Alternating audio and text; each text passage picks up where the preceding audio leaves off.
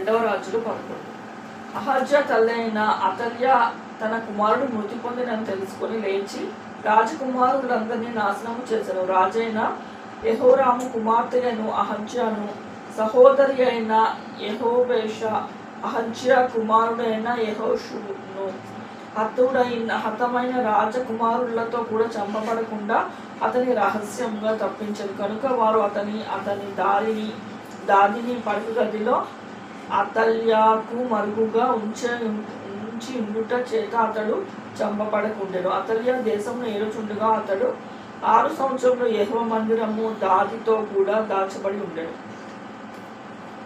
7వ సంవత్సరం అందు యెహోయాదా కావలి కాయు వారి మీదను రాజదేహ సంరక్షకుడి మీదను ఏర్పరచి ఉన్న శతాధిపతులను పిలువనంపించి యెహోవా మందిరములోనికి వారిని తీసుకొని పోయి యెహోవా మందిరమందు వారి చేత ప్రమాణము చేయించి వారితో నిబంధన చేసి వారికి ఈ రాజకుమారుని కనపరిచి ఇలాగూ ఆజ్ఞాపించెను. వారు చేయవలసినది ఏమనగా విశ్రాంతి దినమున లోపల ప్రవేశించువారు వీరు 3 భాగములై 1 భాగము రాజమందిరమునకు కావలి కాయు వారై ఉండాలెను. 1 భాగము నూరు గుమ్మము దగ్గర కాపు కాయవలెను.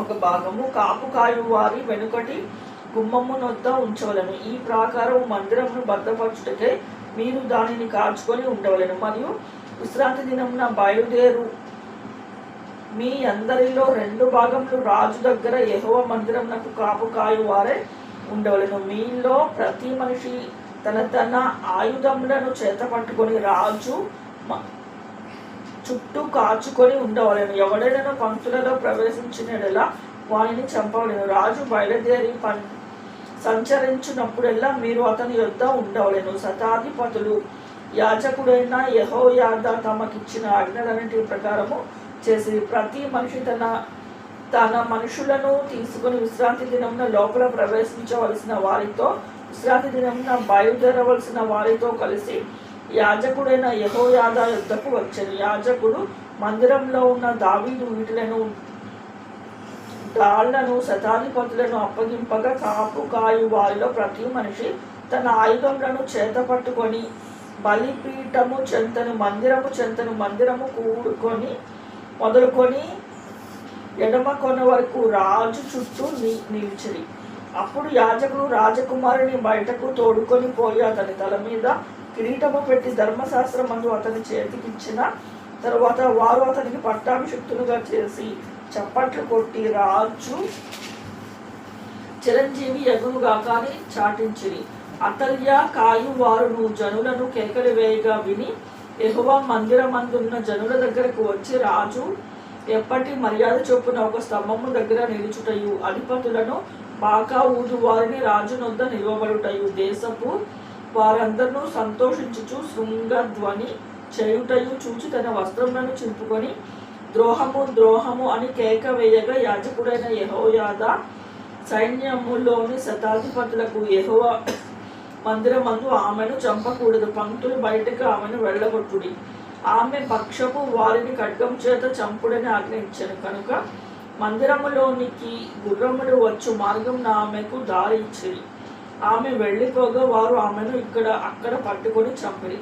అప్పుడు యెహోయాదా జనులు యెహోవా వారిని ఆయన పేరట రాజుతోను జనుతోను నిబంధన చేయించెను.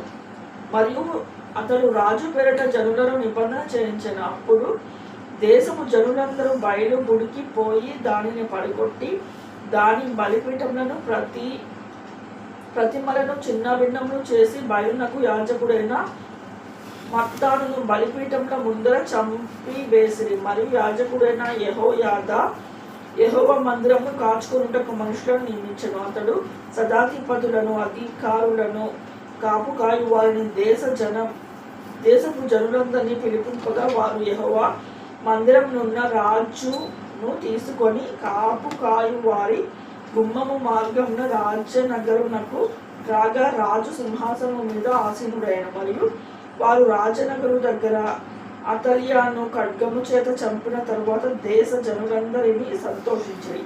పట్టణమును నిమ్మళముగా ఉండెను. యెహోవా ఏలన ఆరంభించినప్పుడు అతడు 7 ఏళ్లవాడు.